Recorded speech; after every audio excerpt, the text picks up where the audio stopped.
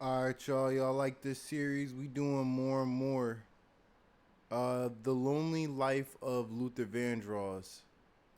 Let's get it. Are you in a good place now in your life? Depends on when you ask me whether or not it's a good place. If Are you ask- happy? It depends. It also depends on when you ask. Asking right now? No, not particularly. From the day Luther Vandross was introduced to us, he embodied a walking paradox.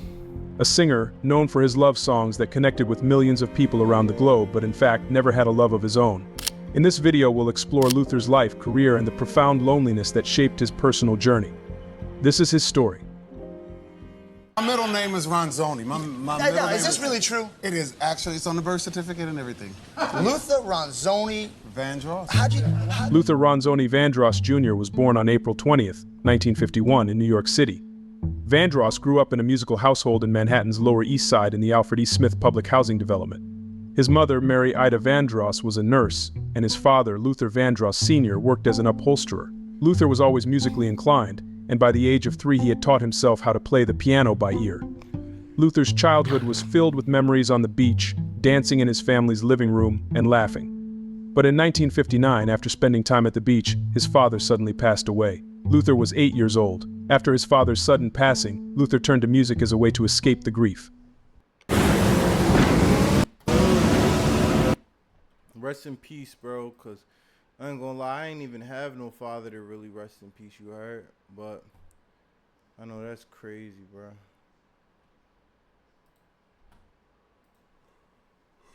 In a 2002 interview, Luther would say, "I still carry that pain with me, and whenever I see the relationship between a father and son depicted on television or in a film, I am filled with sadness at what I have missed." Luther's family was deeply musical.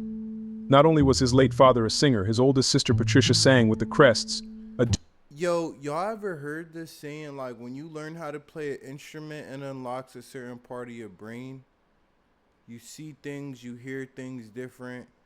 I ain't never get into playing an instrument. I know I had an older sister who did. She played the saxophone, but she wasn't consistent with it. Anyways. Doo-wop group consisting of 4 neighborhood boys and Patricia.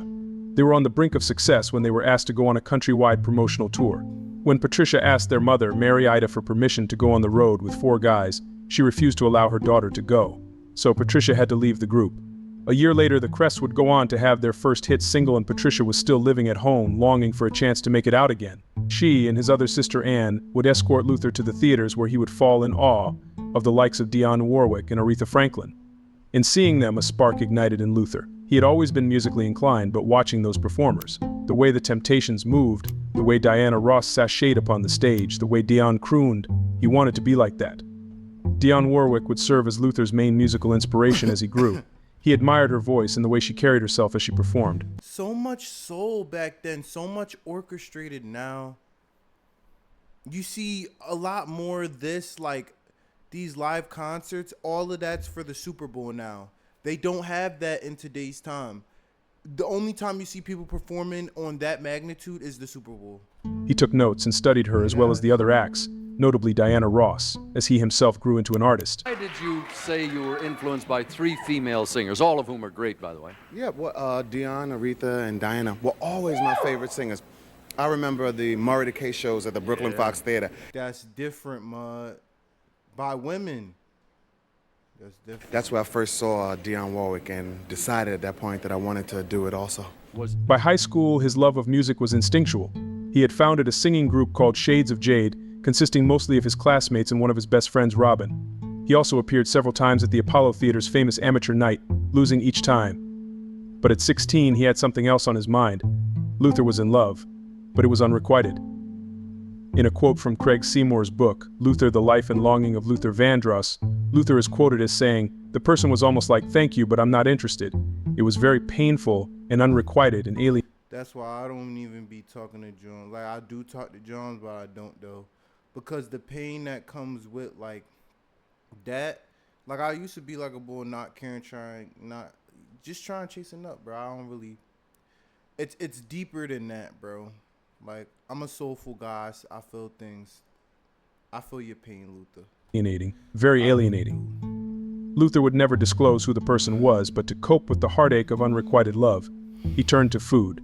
The first thing I would do if I was depressed or dejected, whatever. Because food is a comfort food. Food is comforting. That's why people get fat and they overeat. It happened to my mom. It happened to me. It's a real He thing. said. But heartbroken or not, Luther had a dream. Not letting the previous losses break him, he and the rest of the members of Shades of Jade were picked to be a part of the Apollo's performing youth group called Listen, My Brother. The group consisted of more than 10 singers, but Luther was a standout. His voice, silky smooth, was unlike anyone else's. The group released 2 singles featuring Luther. Shortly after performing at the Harlem Cultural Festival in late August 1969, the group was hand-selected to be featured on the pilot for a new public broadcasting service show for children that featured a bunch of toy puppets and taught kids lessons in life. The show's name was Sesame Street. And for all that success, at 18, Luther hadn't yet found a puppy love of his own. In a 1990 interview, he stated, "Maybe that's why when everyone was forming couples and falling in love." Imagine bringing... I know what he's about to say. Yo, maybe I relate to Luther a lot more than I think because he was lovey-dovey, but he's also performance. He found his craft at a young age. The same thing as me, 2017, when I graduated high school. Yo, oh my God. Like, yo, you relate to these people a lot more than you think. And Luther's before my time. This was all around me. I missed out. I was distracted. My life was in the headphones. It might have been romance was all around me, he stated. Maybe that's why when everyone was forming couples and falling in love, when romance was all around me, I missed out. I was distracted. My life was in the headphones. It might have been lonely in there, but I had no choice. By then, music was an obsession. It still is. Also, he was too busy with diplomatic matters. In his time at William Howard Taft High School in the Bronx, he had founded the first ever Patti LaBelle fan club. He was the acting president and took his job very seriously. After high school, and a brief stint at Western Michigan University, Luther had decided he was going to go all in on his music career. He kept in touch with those from Listen, My Brother, and tried to network his way into gigs while working at a store in the city. Until one day, the opportunity of a lifetime came along. Ken Harper, a former radio DJ, was producing an all-black version of The Wizard of Oz set for Broadway. The Wiz, a working title at the time, needed songs and Luther sent him all he could. Luther's upbeat climax tune Everybody Rejoice, A Brand New Day made it into the play and into Broadway. Experience with David Bowie probably taught me the most because it was the first experience away from home that I had had. Remember when I sang with Bowie, I was still living with my mother at home. So this was the first chance that I had had to get out of New York City. Luther's friend Robin had married a guitarist who was working with David Bowie. One day she invited Luther to a listening session at Bowie's studio. While listening to a rough cut of Bowie's Young Americans, Luther had a few suggestions which turned into Bowie hiring Luther to not only sing backgrounds but to come up with the arrangements and melodies for his album. Luther had previously written a song called Funky Music, in which Bowie would rework into the tune Fascination that's featured on the Young Americans album. Luther would go on the road with Bowie as a background singer and then transition to an opening act for his 1974 tour. On January 5, 1975, The Wiz opened on Broadway, and by March, Young Americans was out and became Bowie's biggest selling album in the United States. After leaving the Bowie tour, Luther got the opportunity to work with Bette Midler on arranging her new live show. Luther sang background during the show as well, but no one saw him. Bette's other background vocalists, who she deemed the Harlettes, were a well-known bunch, usually slim, usually female, and Luther was none of those things. So he used to hide in the shadows behind the curtain with a microphone, harmonizing with the other three. But Luther wanted for the public to not only hear his voice but to see him. Debilitatingly shy and not believing in his abilities to be a true solo artist, Luther decided to form another group, one he simply named Luther. The co-ed group consisted of former Shades of Jade members Anthony Hinton and Diane Sumler, as well as Teresa V. Reed and Christine Wiltshire. They released some moderately successful singles, but none of them charted. What if you can create your own website by saying, "This is what I want"? With Wix, you can.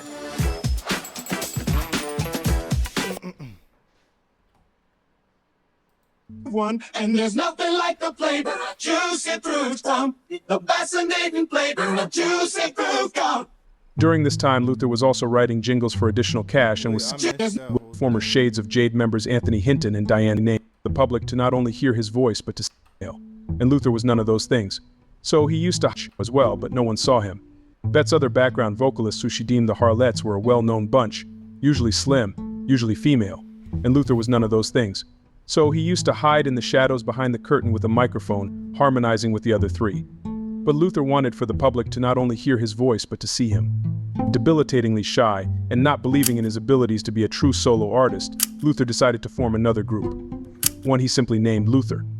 The co-ed group consisted of former Shades of Jade members Anthony Hinton and Diane Sumler, as Bro, this guy is exactly like me.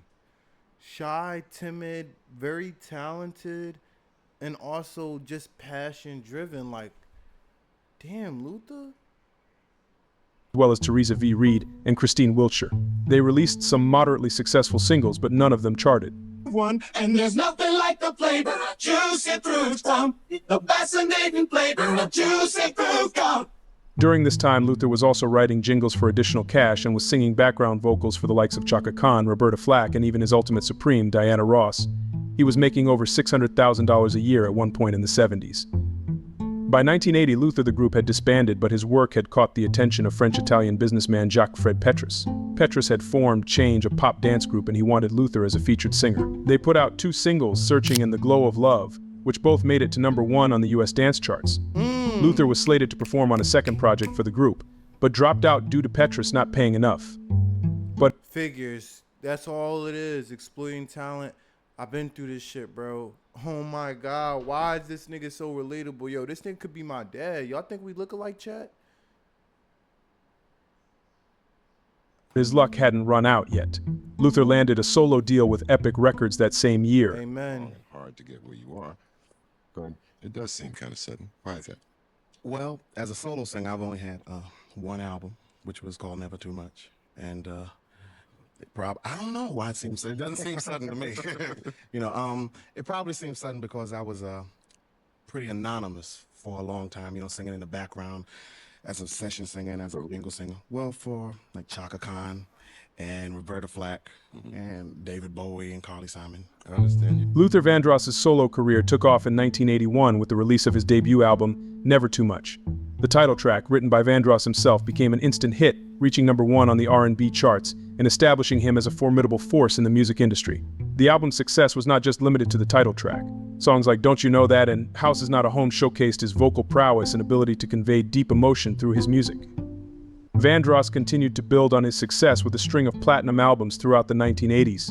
His second album, Forever for Always for Love, released in 1982, was another hit, featuring the popular tracks Bad Boy Having a Party and Since I Lost My Baby.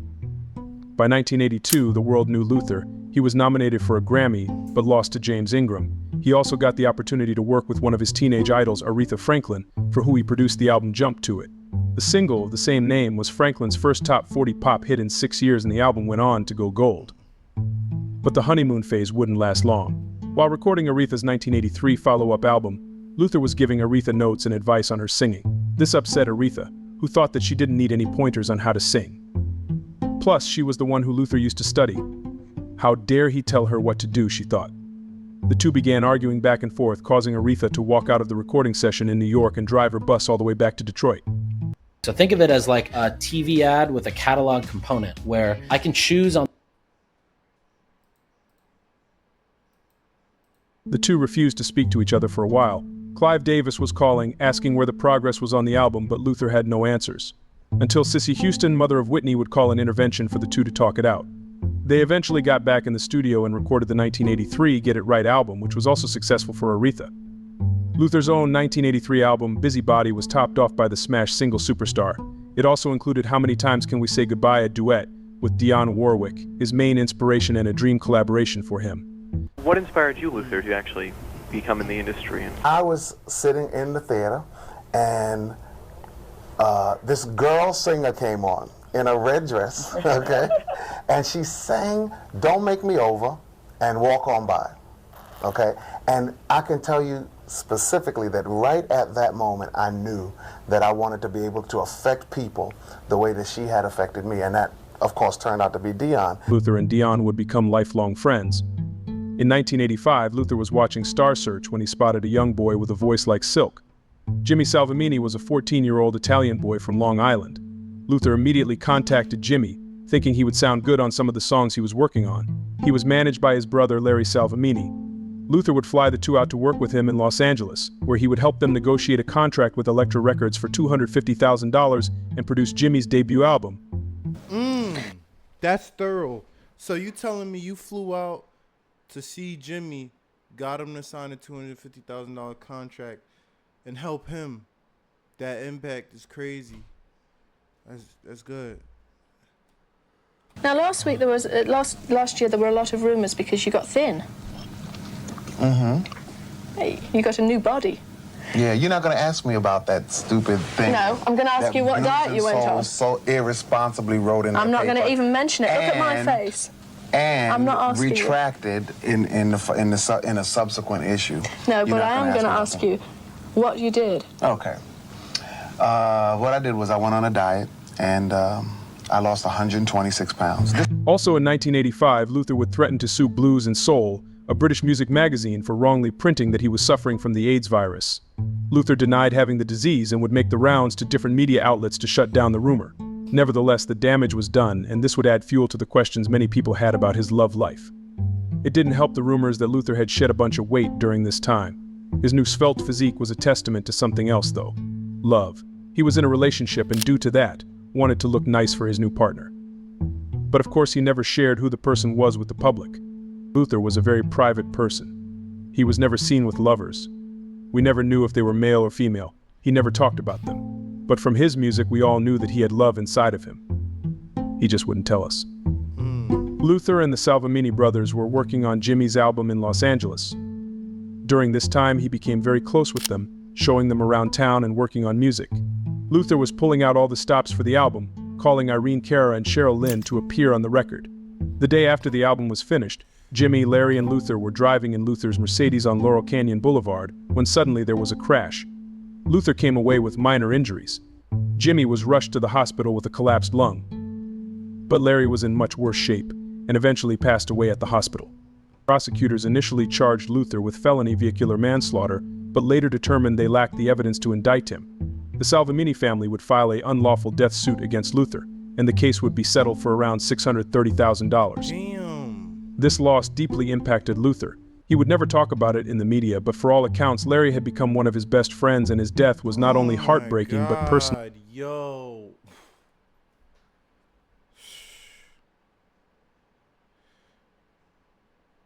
I ain't gonna lie, that shit hurt. Traumatizing for him. But even through grief, the show went on. Luther's 1986 album, Give Me the Reason, solidified his reputation as a leading R&B artist. The album included the hit singles Stop to Love and So Amazing. Vandross's music videos from this period also gained significant airplay on MTV, further expanding his audience and giving him crossover appeal. That my biggest weight. And across the hall walked one of the waiters. And I said, "See, Whitney," I said, "that's the size I want to get down to." And she said, "Why?" I said, "Well," I said, "look at, I said, he has a 34 waist. He's my height, it's just right, She said, "Yeah, but Luther, he can't sing." Despite his success, Vandross faced several personal and professional challenges. His struggle with weight gain and health issues was a constant battle throughout his life. This was exacerbated with the loss of his drummer Yogi Horton, who had passed away in 1987 from a self-inflicted fall. Luther had gained 120 pounds through his grief, and the person fans had seen in the MTV videos looked different when they caught him in person. Nevertheless, Luther was a superstar, some would even call him a diva, and he had many battles with the other divas of the day. One of his most famous feuds was between him and Anita Baker. Anita was at the top of her game in the late 80s, fresh off her hit album Rapture. Their beef all began during the 1987 Grammys. Luther and Anita had agreed to sing the Marvin Gaye and Tammy Terrell duet, Your Precious Love, and had rehearsed everything to be on the live television broadcast. However, on the day of the Grammys, Anita changed her mind and opted to sing a tribute to Billie Holiday instead, without Luther. That obviously rubbed him the wrong way. On top of that, he lost his Grammy nomination that night, throwing salt on the wound. Somehow, these two end up co-headlining a tour together. Aptly titled The Heat, the two stars avoided each other to no avail. Luther had curtains put up to avoid even seeing Anita. Whenever Luther entered the venue, security guards would lock Anita's dressing room and shield the two stars from each other. The tour was tension-filled but commercially successful. The crowds loved to see two of the biggest R&B stars of the time going head-to-head vocally, even if they didn't care for each other. For all his commercial and critical success, it's a wonder that Luther wasn't a Grammy darling. And that's all it's really about, the commercialized success. I know niggas from my hometown like Philly Goats, Too Humpy, could have been a massive commercial success on tour if they would have just stuck together. But, Money can't save everything, especially for black folks. But 9 years after he had released his first album, he had never won the award. This bootleg design style is making people thousands a month, but so many people don't have the capabilities to make a design like this unless they have Kindle. In 1991, Vandross released Power of Love, which won him his first Grammy Award for Best Male R&B Vocal Performance. The album's title track and Don't Want to Be a Fool were both major hits, and the album itself went platinum. Luther put out his 8th studio album, Never Let Me Go, in 1993.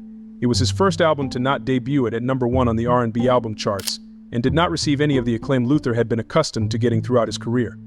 The tour to promote the album would be just as disastrous as the album itself. We're opening for Luther, and Luther's fabulous.